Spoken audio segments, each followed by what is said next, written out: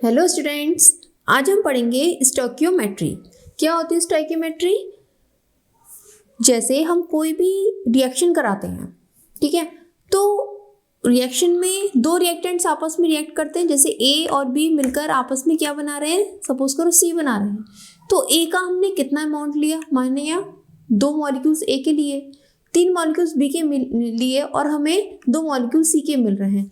तो स्टोइकियोमेट्री ये बताती है कि हमें माने ए मॉलिक्यूलों से कितने मॉलिक्यूल्स हमारे रिएक्ट कर रहे हैं बी मॉलिक्यूल से, यानी कि मॉलिक्यूल्स की संख्या बता रही है। उनकी मॉलिक्यूल्स कह दें हम या मोल्स कह दें, उनकी ये संख्या बता रही है कि कितना अमाउंट है, रिलेटिव अमाउंट आपस में कितना है जब वो रिएक्ट करके प्रोडक्ट बना रहे हैं। That is stoichiometry. यानी कि जब हम रिलेटिव अमाउंट को स्टडी करते हैं किसी सब्सटेंस की, तो उसे हम क्या बोलते हैं, स्टोइकियोमेट्रिक कैलकुलेशंस। इसमें क्या होती है, केमिकल इक्वेशंस आती हैं, जिस केमिकल इक्वेशंस के थ्रू हम बताते हैं कि कोई अमाउंट कितना बन रहा है, किसी भी रिएक्शन में कितना अमाउंट बन रहा है। ठीक है, आप देखिए, लिखिए इसको पहले। स्टोइकियोमेट्री क्या होती है? The calculations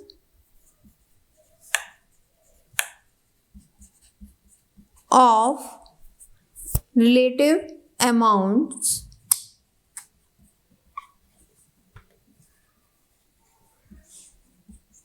of substance in chemical reactions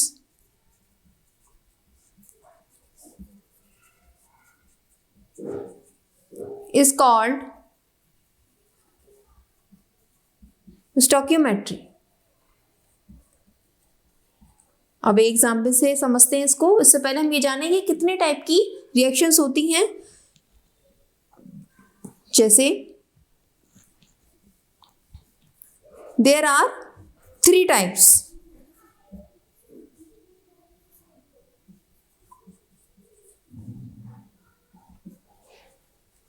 first है मास रिलेशनशिप प्रॉब्लम्स। ये जो हम टाइप लिख रहे हैं, प्रॉब्लम्स के लिख रहे हैं। There are 3 types of problems. Problems मतलब जो भी सवाल आपके पास आएंगे। सेकंड है मास वॉल्यूम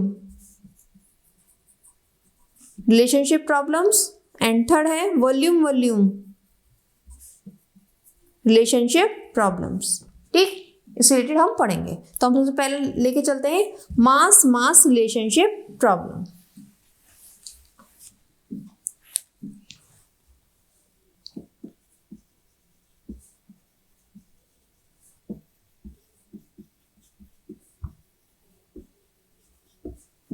चलिए, इसका एक प्रॉब्लम लिखिए। An impure sample of table salt. Table salt आपको पता ही है क्या होता है, NaCl, which way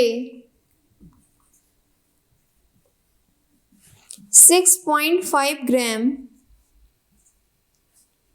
gave on treatment with excess of silver nitrate. Silver nitrate को क्या बोलते हैं, AgNO3। Silver nitrate solution 14.35 gram of AgCl। Calculate the percentage purity of table salt। अब इसमें क्या करा इन्होंने, एक इम्प्योर है जिसमें मिलावट है थोड़ी सी सोडियम क्लोराइड में, और उसका वेट कितना है 6.5 ग्राम। उसकी रिएक्शन कराई AgNO3 के एक्सेस से और मिला हमें AgCl। अब रिएक्शन हमें लिखनी होगी। NaCl है, उसकी एक्सेस किससे, AgNO3 से रिएक्शन कराई और हमारा बन गया AgCl एंड NaNO3। यहाँ पर NaCl की है 6.5 ग्राम वेट, ये तो एक्सेस में है तो उसको हम कंसिडर ही नहीं करेंगे। AgCl क्या है, 14.35 ग्राम। ठीक है, अब आप ये बात जानते हो 14.35 ग्राम AgCl जो बना है ये शुद्ध NaCl से ही बनेगा, प्योर से, ठीक है। तो हम परसेंटेज प्योरिटी इसकी निकाल सकते हैं। वो कैसे निकालें, पहले हम इस इक्वेशन को देखो, हमने इक्वेशन लिख ली। फर्स्ट स्टेप हमारा ये है कि हमें पहले इक्वेशन लिखनी है कि क्या वो कह रहा है, क्या कौन किससे रिएक्शन करके क्या प्रोडक्ट बना रहा है। इतना क्लियर हो गया हमें, ठीक है। अब हमें ये देखना क्या रिएक्शन बैलेंस है। देखो अब आप रिएक्शन बैलेंस है, यस रिएक्शन बैलेंस है, हमें बैलेंस करने की कोई ज़रूरत नहीं है। अब हम यहाँ देख रहे हैं ये इसका एक मॉलिक्यूल NaCl का AgNO3 के एक मॉलिक्यूल से रिएक्शन करके AgCl का एक मॉलिक्यूल बना रहा है, ठीक है। तो हम ये कह सकते हैं एक तरह से एक मोल, इसको एक मोल भी तो बोल सकते हैं। यहाँ स्टोइकोमेट्रिक कोएफिशिएंट क्या है, एक ही तो है, ठीक है।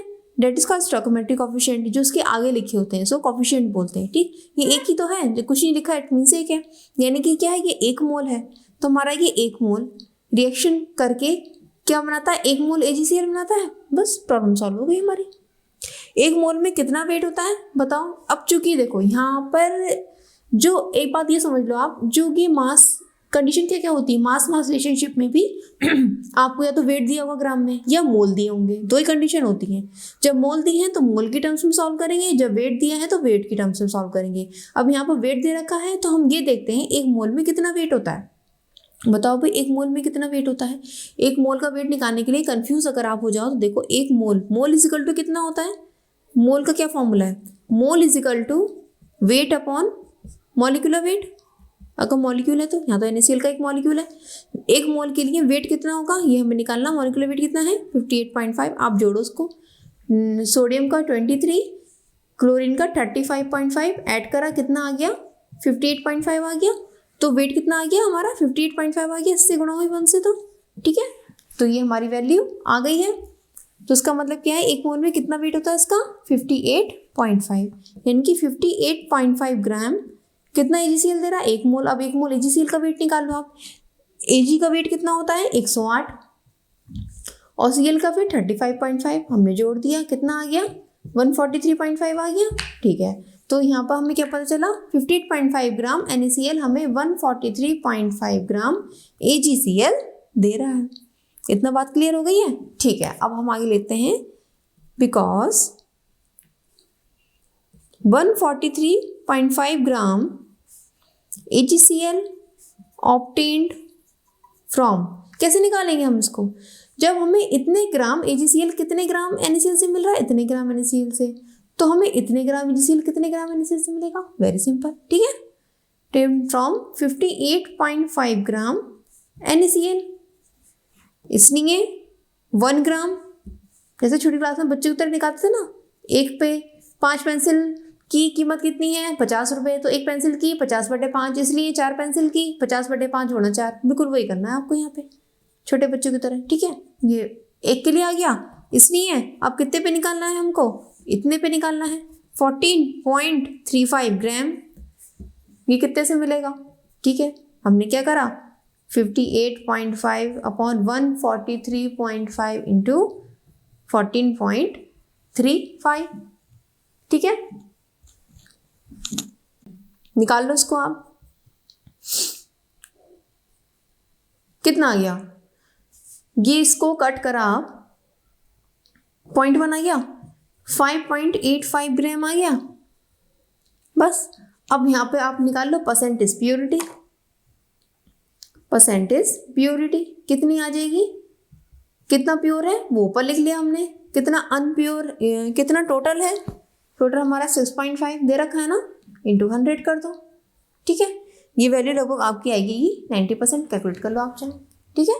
तो इस तरह से हम ऐसे सवाल इस तरह से निकालेंगे। ये तो आपका हो गया मास मास रिलेशनशिप। अब नेक्स्ट लेके चलते हैं हम मास volume relationship.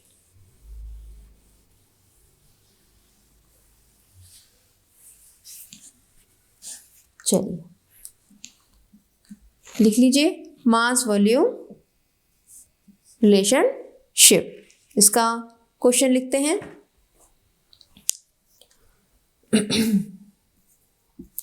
What volume of CO2 gas at NTP can be obtained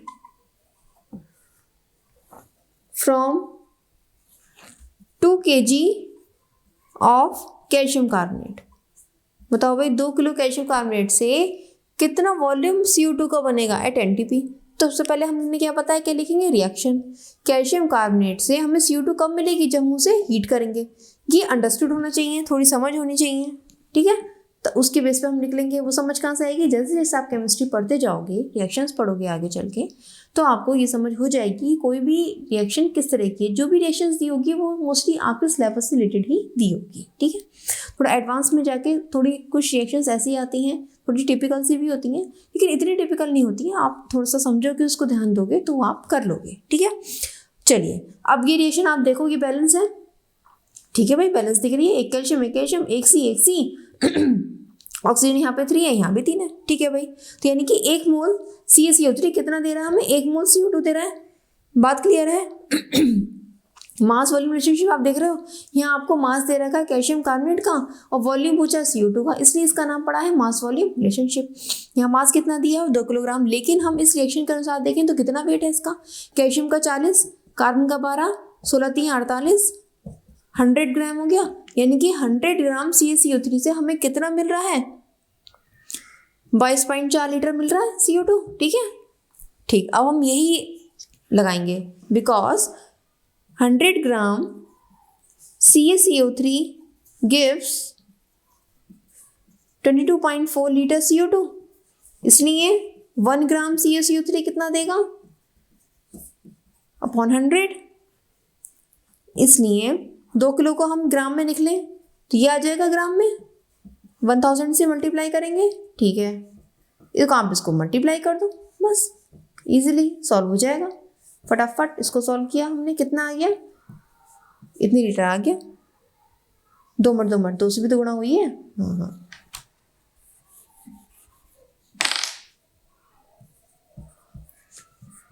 448 litre आ गया, ठीक है, ये आंसर हो गया। अच्छा, एक चीज़ और, आप इस बात से बिल्कुल कंफ्यूज मत होना, या बिल्कुल भी थोड़ा सा माइंड में कंफ्यूजन मत रखना कि जो है यहाँ पर हमने लीटर लिया है, यहाँ पर हमने वेट लिया है, कोई प्रॉब्लम नहीं है, क्योंकि हम मास वॉल्यूम रिलेशनशिप पढ़ रहे हैं, ठीक है।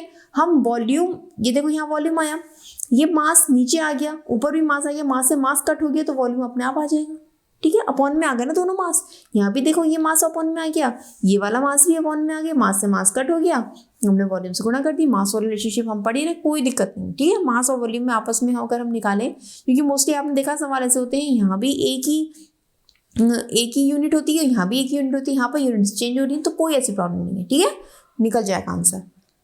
क्लियर होगी बात, ठीक। अब नेक्स्ट हम चलते हैं वॉल्यूम रिलेशनशिप पर।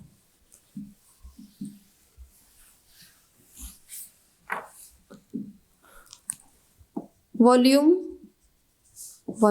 रिलेशनशिप। अब इसका क्वेश्चन लिखो आप, फाइंड द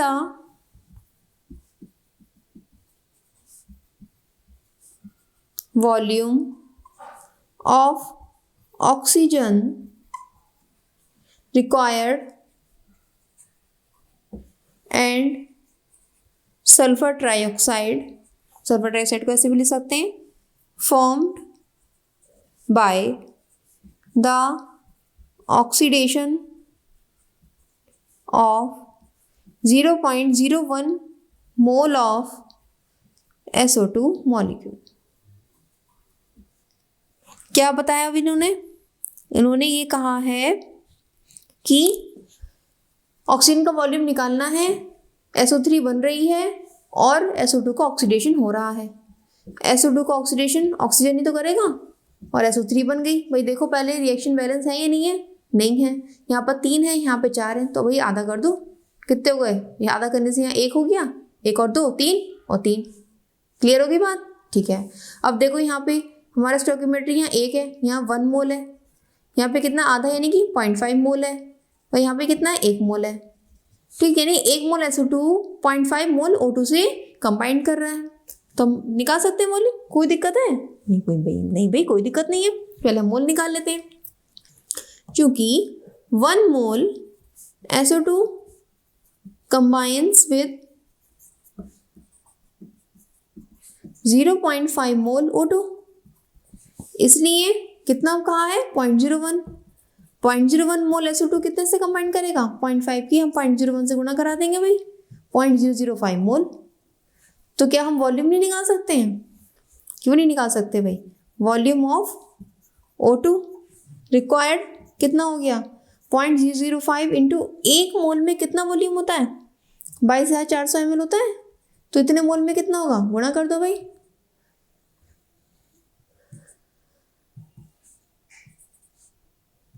इतना लीटर आ गया, 112 लीटर आ गया, 112 ml आ गया। ठीक है, ये हमारा आंसर हो गया। निकाल लिया सब बच्चों ने? ठीक। अब इसके आगे देखो, एक और चीज पूछी है। क्या पूछा है? सल्फर ट्राइऑक्साइड कितनी बन रही है भाई, वो भी निकाल लो आप, क्योंकि 1 मोल SO2 गिव्स कितना सल्फर ट्राइऑक्साइड देता है ये बताओ, 1 मोल SO3, इसलिए कितना मोल 0.01 मोल है, तो उतने ही SO2 गिव्स 0.01 मोल SO3। अब SO3 का वॉल्यूम नहीं निकाल सकते? क्यों नहीं निकाल सकते भाई, 1 मोल में कितना होता है 22,400 ml, तो 0.01 में इस तरह से निकाल लेंगे। ठीक है, 3 बार लगा दो, 22.4 2 मट ये अगर हमने 2 पे लगाना है ना, तो यहाँ आएगा इतना ml आ गया। ठीक है, 224 ml। क्लियर हो गई बात, समझ में आ गई बात? इस तरह से हम निकालते हैं, पहले मोल निकालो आप, मोल से फिर वॉल्यूम निकाल सकते हो, कोई दिक्कत नहीं है। तो ये हो गए आपके स्टोइकियोमेट्री के 3 टाइप के रिलेशनशिप्स के क्वेश्चंस। ठीक है, इसके आगे आप और करिए क्वेश्चन, जो प्रॉब्लम हो मुझे कमेंट सेक्शन में बताइए। ठीक है, और पढ़ते रहिए। All the best.